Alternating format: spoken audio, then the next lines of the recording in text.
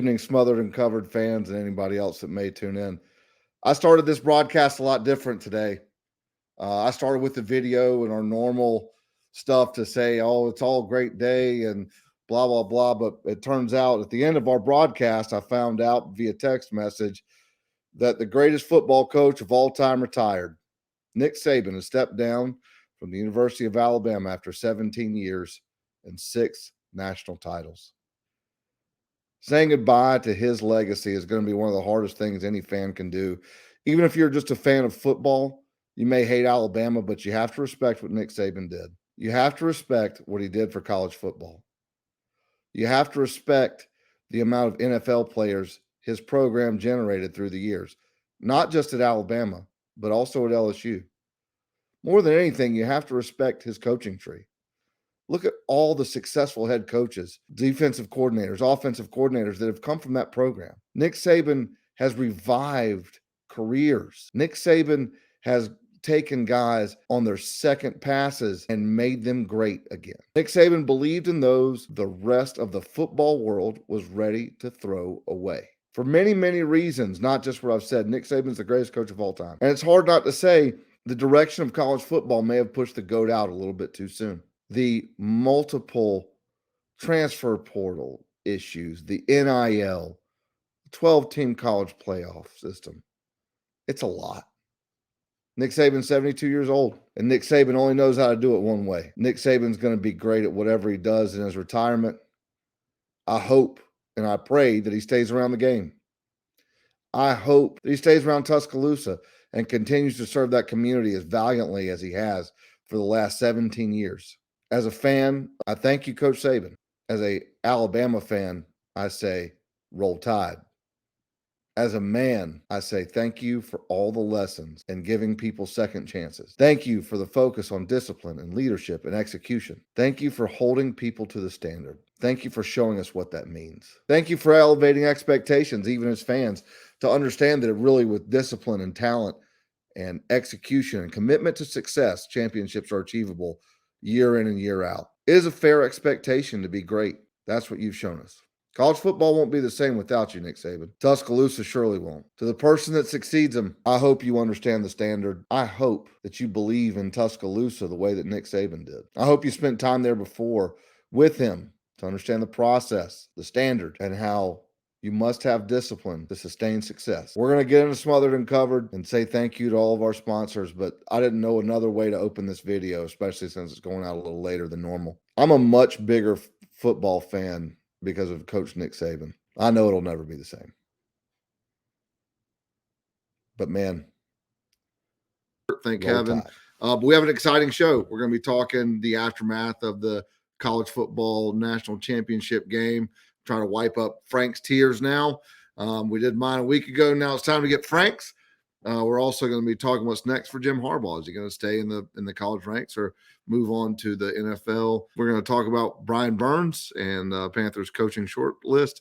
And big talk is going to be around Black Monday. So anyway, thank you. Thank you for turning in. Thank you to our sponsors, Carolina Steel, Tap and Vine, and Ballantyne's Stroll Magazine. Enjoy the show.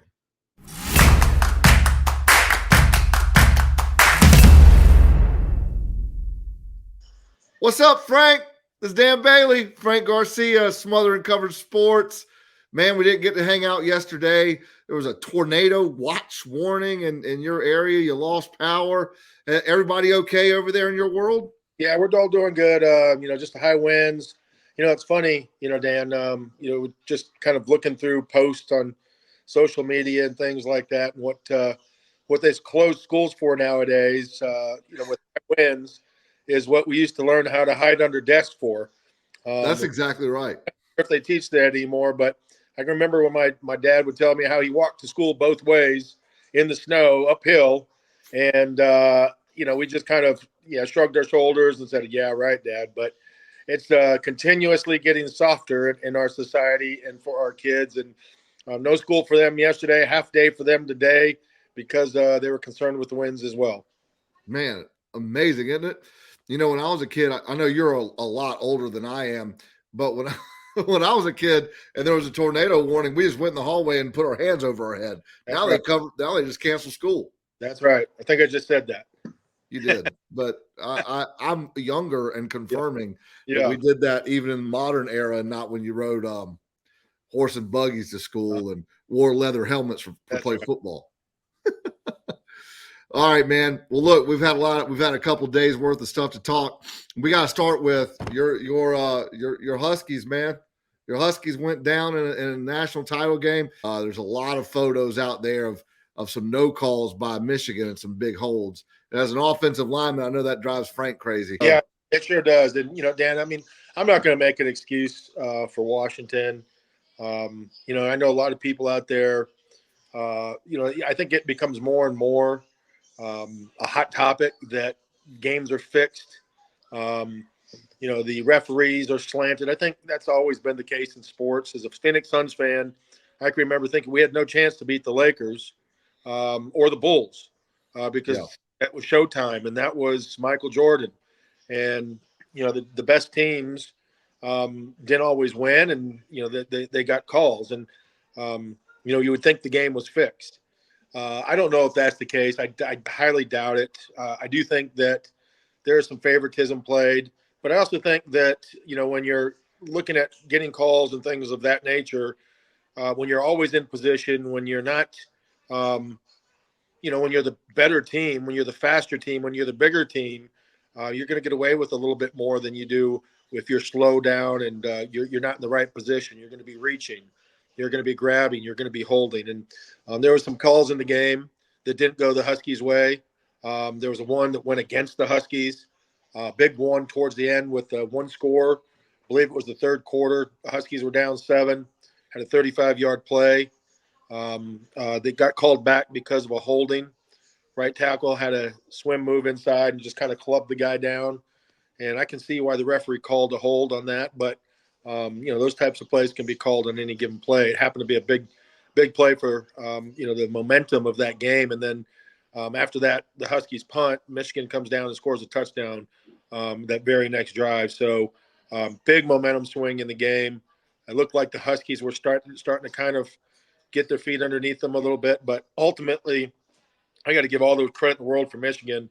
I said this before the game. The thing that was concerning for me as a fan of the team was how dominant the defense was for Michigan, starting with their cornerbacks. I thought it would be a low-scoring game.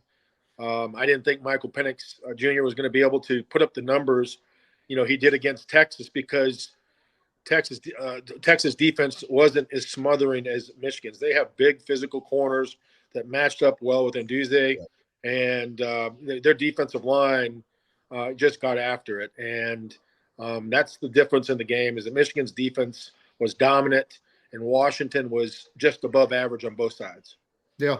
And it showed. I mean, that's great analysis, man. And I mean, I know that you were win, lose, or draw. You're a Husky no matter what. There's no fair weather pandemonium for you. Proud of those guys. Listen, it had nothing to do with me being disappointed in the game or anything like that. It wasn't the outcome we were looking for, but a couple of those plays, go one way or the other. Yeah.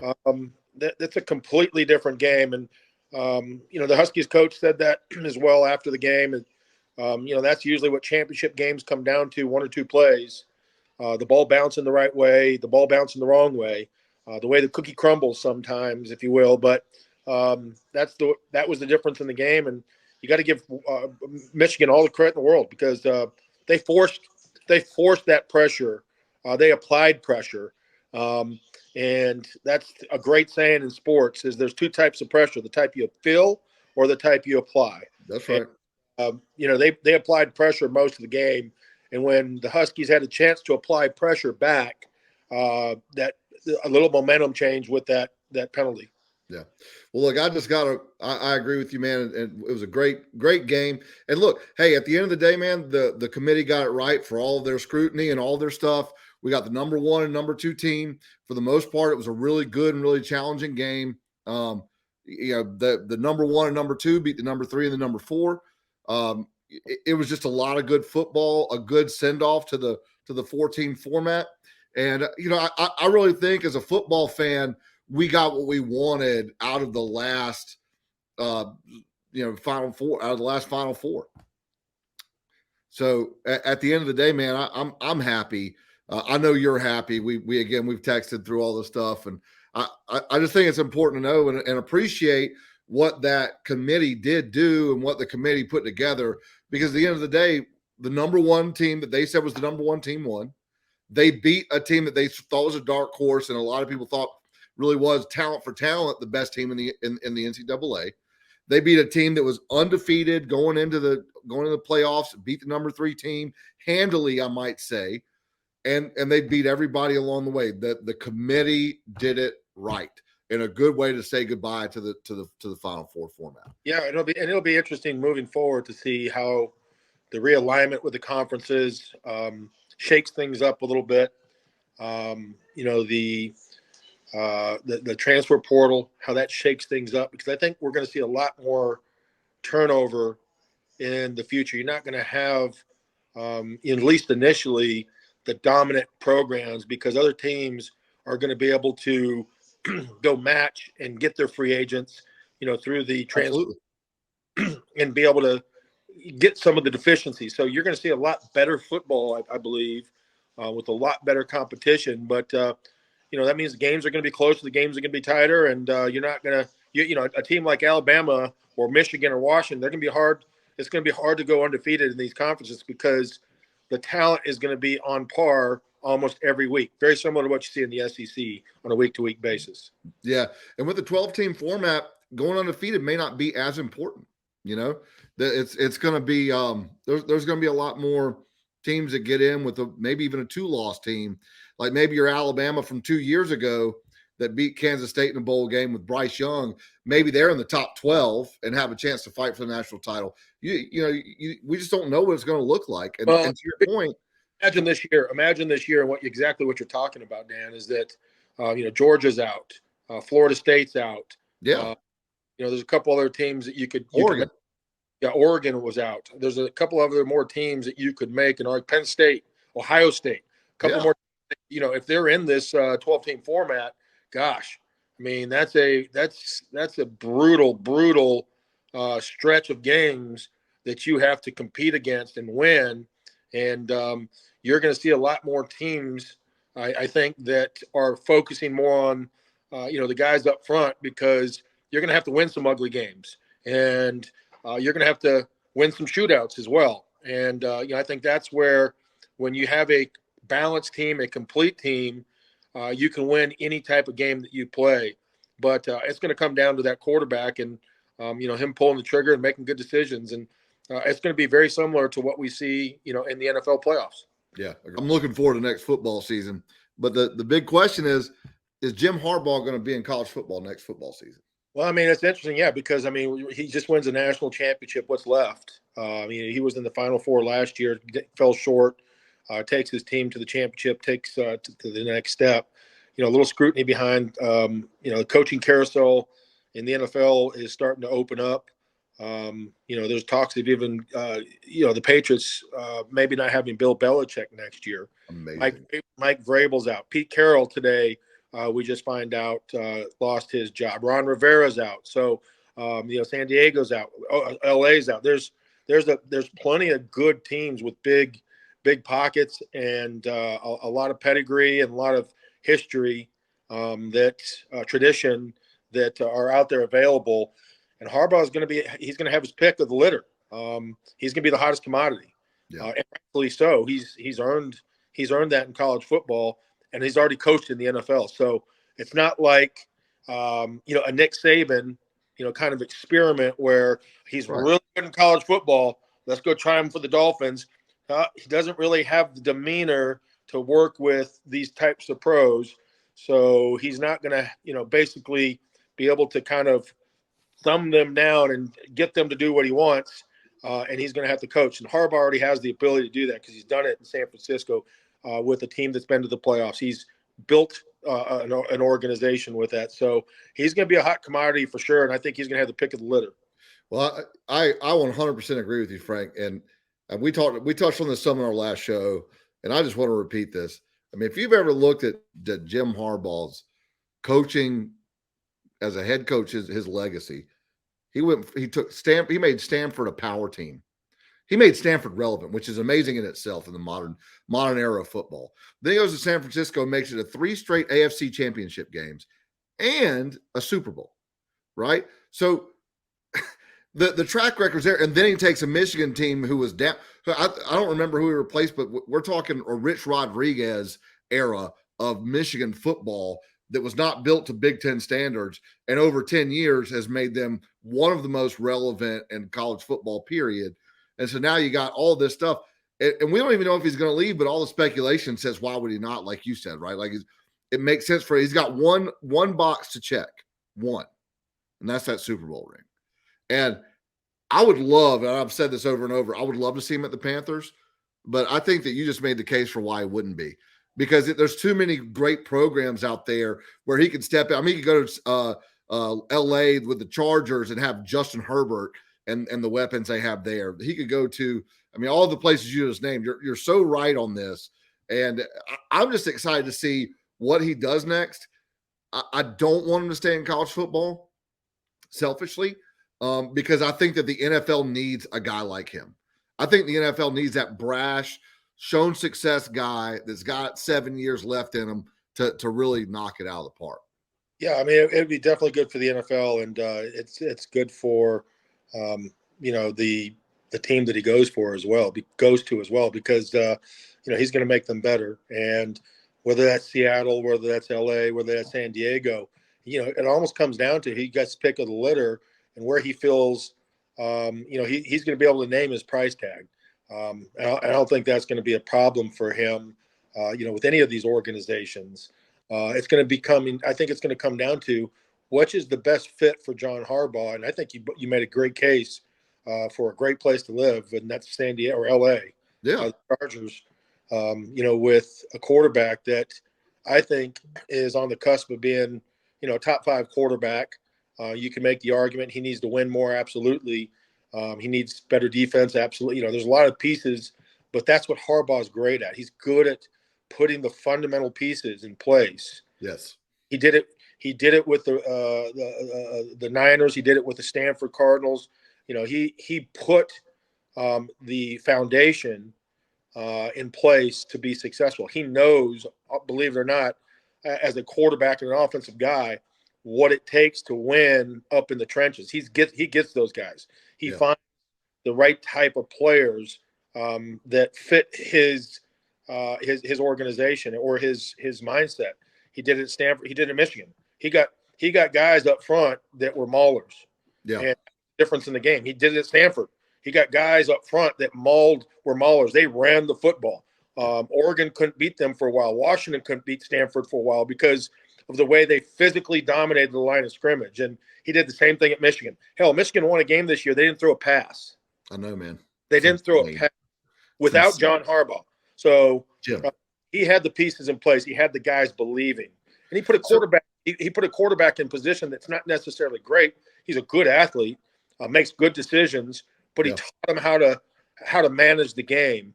And that's something that's really kind of overlooked in college football and even in the pros, is that teaching that position is probably one of the most undervalued positions in all of sports. Is that I don't think it gets enough attention to that quarterback play to understand the game, how to read defenses, what you're looking for, how to watch film, tendencies, coverages, all the little nuances, that footwork, that technique, all the things that take to play that position. It's really one of the most overlooked things in all sports. And I think that Harbaugh does a great job of teaching his quarterback all of those things and how to manage a game. I got a question for you, man, and I've never asked you this. So you guys were in the league at the same time, right? Yeah, he was a little older than I was, but he was kind of ending his career. And I was just kind of, about halfway through mine. He's about 5 years older than I am. Did you guys ever meet or come across each other? Or? Yeah, I mean, I've talked to him. He was with the Panthers in 2001. Okay. So, he was here for a quick second. I don't think he made the team that year, but that was I think his last year. So I'm curious, and this is I know this is kind of a surprise interview question, but do you know when you meet guys like that? Like do you know that like this guy's going to be a good coach? This Yep. guy has got a coach's mentality when he's a player. Could you see that in a guy like him already? Absolutely, and you specifically see it in quarterbacks because how they analyze things, how they manage things, how the process works. That's why you see centers, offensive linemen, kind of gauge things the same way. They look at the bigger picture. They know there's a lot of moving parts. It's like playing chess when other guys play checkers. Defensively, you see guys as well, but they usually have a little bit more of the demeanor, the attitude, the effort, those types of things. But there's also the strategy that takes place. Luke Kuechly would be a great head coach, for example, because he studied the game. He understands the game. He's a chess player. He thinks 2 steps ahead. He knew where his opponents were going to be. Now, whether he can coach the game, that's a completely different story. Because sometimes it's like the Michael Jordan effect. I have so much knowledge and information, and I expect you to be like me. It's really hard for me to relay those things to somebody that's not. Right. So, you have to have the ability to break it down, start from scratch over and over. I've seen guys in my career, Jackie Slater, he would have been a hell of a coach because he did a hell of a job coaching me as a player. Right. He was still playing on the team, but he also had the ability to take the young bucks on their arms and teach them and learn from them. So yeah, there's a lot of guys out there you can tell. Harbaugh is one of those guys for sure. Awesome. Well, look, before we take our break, there's one thing I want to make sure we discuss, and that's just Black Monday, the effects of Black Monday. You have a very good friend of yours that was on a coaching staff that I thought was unjustly let go in Jacksonville. Brenson Buckner was let go along with other coaches at in Jacksonville. I think they kind of got a bad rap. They had an injury-laden season, but overall, I mean, do you think that this Black Monday seemed a little excessive to me compared to years past? I think there's 8 coaching vacancies or more after 2 days. Are owners starting to get a little impatient on what they're expecting? I mean, there's 32 daggum teams. Not everybody can go undefeated, right? And when you're building, sometimes it takes a little bit of time, i.e., and this is college, but i.e., you look at Harbaugh in Michigan. It took them 7 years to get to this level, right? And I think that NFL coaches are getting a much shorter leash because I look at Doug Peterson and what he's done for Jacksonville and what he's done for Trevor Lawrence and the job that even Brenson Buckner's done with the anemic defensive line that they had at Jacksonville. That's not Buck's fault. I just wonder if owners are getting a little too trigger happy and following the David Tepper model. It's interesting, Dan. It's hard to really answer that question without knowing all the little, ins and outs and nuances of what's taking place. A lot of times, you hear a guy being let go. Well, he might have a better opportunity somewhere else. And it might be just some time where you need to let me go. And Gotcha. I'm going to go coach somewhere else. I don't think Buck's going to have any problem finding a job anywhere. He's a good coach.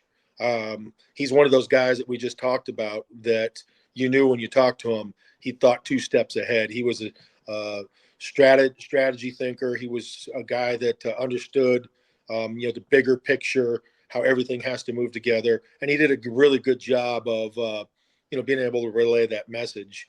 What was the direction of the Jaguars defensive line? Why was he let go? Is it just going to be a complete turnover? There's a lot of things that happen when you lose the head coach. It's kind of out with the old, in with the new. The head coaches are the ones that I think are a little surprising. I think that there was expectations that weren't met with the Jaguars in that situation. And if Peterson's out, then he's probably going to bring his guys with him. And not many guys are going to be able to hang on for that change. Yeah.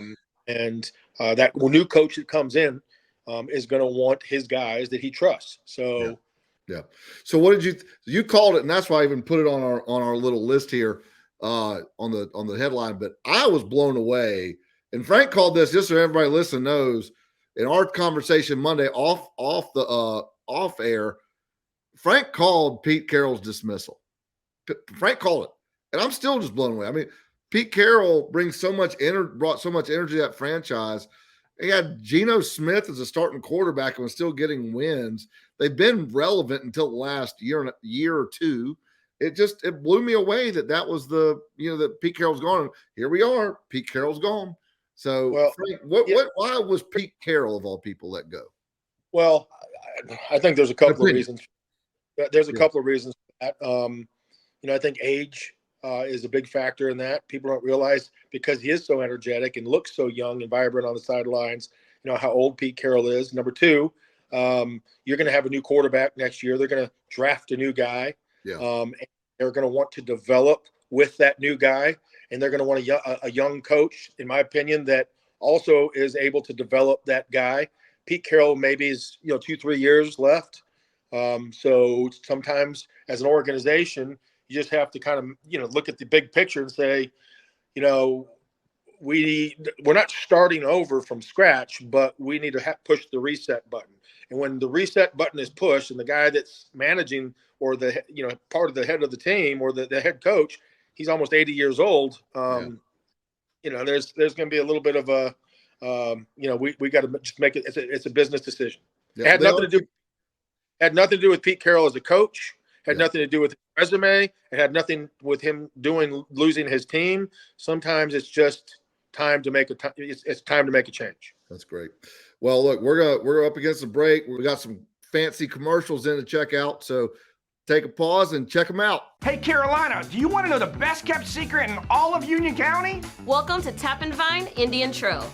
If you love wine, great food, and fun with friends, visit Tap and Vine. A huge selection with over 800 wines, a menu with pastas, healthy, low-carb, and vegan options, and free wine tastings. Voted best date night spot, best outdoor patio, and best ambiance. We're open late on the weekends with live entertainment.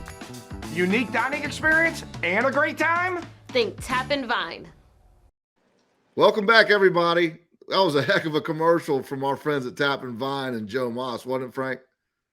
I tell you what, Dan, he has a ton of energy, and there's a reason why he's been successful at a lot of things he's done, and can't wait to get some of the listeners out there to enjoy some of the great food and all the great things we have going on at Tap and Vine.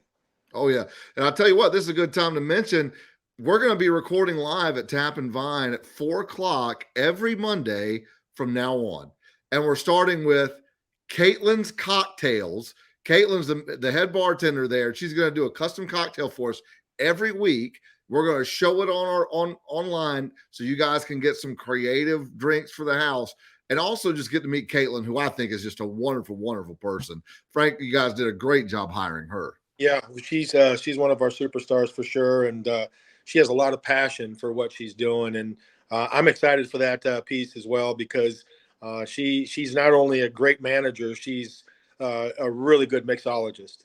She really is. Fantastic drinks. All right, man. So look, we got a little bit of time here. We got to talk Bryan Burns, man.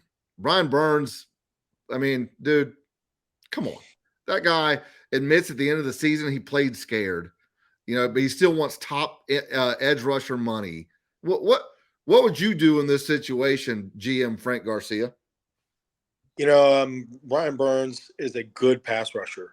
Bryan Burns is a good specialist. Bryan Burns is a above average football player in general. He's really, really good pass rushing. He has great speed. He has great burst. He has great elusivity, wiggle. There's all the things that, that he can do really well on third and long. But Bryan Burns as an every down player isn't a top dollar guy. In my opinion, if you're going to be one of those guys, if one of the top guys, you have to bring it on every down, first, second, and third, and then get off the field. Bryan Burns would be a great guy to substitute in, but if you're playing against Bryan Burns, you look at the problems that he presents, and then you try to attack the weaknesses that he has. And the weaknesses that he has, he's not a big guy. He Right. gets he takes sides and doesn't play with great leverage against the run. So you look at teams that play against the Panthers predominantly when he's lined up to the right side of the defense, to the left side of the offense. Teams are usually running right at him and getting pretty good yards. So the other thing that I'm fearful with Bryan Burns is that he's hurt a lot. And if you're going to play a guy top dollar, I'm not paying guys to sit in the tub. I'm paying guys to get out there and make plays on the football field. So, I mean, there's a number that I think Bryan Burns is worth, and I think it's a really, really good number. But he's not getting top dollar, and if he wants it, he would have to walk and find it somewhere else. So what effects on the locker room would that have had though? If I'm his teammate and you come out and say I'm playing scared, I mean, what does that say to the guys to your left and right? Well, I mean, it says that. I mean, that's just what the way he decided to approach that. I don't know the whole story behind that. I think playing scared could mean a bunch of different things to a bunch of different guys. If it's playing scared because he's afraid of, getting his ass kicked, that's one thing. If he's playing scared because he doesn't want to get hurt, because they're not playing for anything, and they have a 2-win season, and you got millions and $1 million on the line, that's another thing. So I think there's a lot of people in that case playing scared for the Panthers because that when your team is sinking, your ship is sinking, you're going to find out the guys that are a little bit more selfless and the guys that are more selfish. I do think it's a selfish move to come out and say that, but I think unfortunately there's a lot of guys that do that because it's about making money and longevity in the NFL nowadays, unfortunately. Yeah, I agree. So what would you do with him? Franchise tag him, trade him? What would you do? Guys tag him. I would try to trade him for sure. But people know that he's going to be a free agent. What are you going to get for him? I don't know. So last year we could have gotten 2 first-round picks. Well, they're going to wait for him to become a free agent. So I would try to work out a deal with him initially. Like I said, it wouldn't be the most favorable for Bryan Burns, but I'm going to come to a number, whatever that number might be. And it's like any other negotiation, is that you start diminishing, values of return. What's that number look like? Yeah. Same happened with Christian McCaffrey. At some point, you have to understand that that's a lot of money to play one player. And if he's not going to be a guy that's making plays on every down, then you're putting the rest of the team at risk because he's expected to, because he's eating the lion's share of the salary cap up at that position. Yeah, that's fair. That's good stuff, man. Well, look, we're gonna talk about our next big issue as Panthers fans. Okay. And I think it's the one that most of us are tuned into. Obviously, there's the GM search as well, which we're glad we got rid of Scott Fitter. But I think the thing that most fans are really tuned into is who's on our coaching short list. And we've got Ben Johnson from the Lions. That's like the number one target. An unproven, we're targeting a lot of unproven head coaches. We're also looking at the guy, Bobby Slowick from the Texans, because of his obvious success with CJ Stroud. But I get a little upset when we're not looking at guys who have head coaching experience after what we've gone through. We've had, Matt Rule. And then, Frank Reich had head coaching experience, but he'd been fired in the middle of the season the year before. So as we're looking at these guys, I know Ben Johnson, he's the big hot name this year. What do you think, man? Who do you like that you see us interviewing? Is there anybody that you think we're missing the boat on? Yeah, unfortunately, Dan, you're asking for, you want a guy with head coaching experience. Well, if you want a guy with head coaching experience, he's been fired somewhere else before. So, whether it's Vrabel, whether it's you fill in the blank. He's lost the job, right? That's just the nature of the NFL. I think Mike Vrabel is going to be a very hot commodity because I think he does a good job, and I think he did a good job, even with the Titans. So that's going to be one of the guys that I think is going to be up in the mix. And I'd be happy if the Panthers hired him as the head coach. Yeah, I think that, when you look at what a guy like Dan Campbell's doing, former players, I think, going to have a little bit more clout, if they put their team roster together properly, if they get their coaching staff in place. And I think that's what Dan Campbell's really done well for Detroit, is he has created an environment of respect from players to coaches, guys that have played, guys that have been there, guys that have done that, guys like Dre Bly. You go on and on down the list. Guys that have been there, done that at a high level, are going to be in a position to mentor and give these young players some perspective on what it was like or what it is like to do these things, because they've done them. I think you're going to get a lot more momentum with guys like that than you would a guy, like, for example, Matt Rule, or a guy that is just a head coach because he's kissed enough ass to be the head coach. So I prefer a guy that has a little bit of a seasoning for the Panthers. I prefer a young guy as well. And I think Mike Vrabel would be a great coach. Harbaugh is my choice, obviously, but I think that there's so many options that he's going to be able to pick which team he wants to go to, and that's why I think he's going to the Chargers. I've got breaking news, Frank. I'm heartbroken. The thing that I've dreaded the most, Nick Saban has announced he is retiring. Oh, really? Yeah, breaking news announced 8 minutes ago. Nick Saban is out at Alabama. I see a tear in your eye. The greatest coach ever. Are you going to cry? I might. Sad, man. That's the end of an era, That's just, I gotta soak that in, man. We'll let you soak it in. We'll be able to talk about that tomorrow. Yeah, let's do that. All right. Sorry, that threw me for a loop, man. Wow. Yeah. That's what you call breaking news on a podcast, though. Man, hey, Frank, thank you for today, man. It was awesome. Always great stuff. I'll see you tomorrow. Look, all our listeners, really, you got to come out and tap and Vine. Maybe Frank can work on a deal for you if you come in to see us. Maybe. Yeah, we can work something out. Tomorrow night is Thursday. We're going to have complimentary wine tasting with some wines. Tonight we have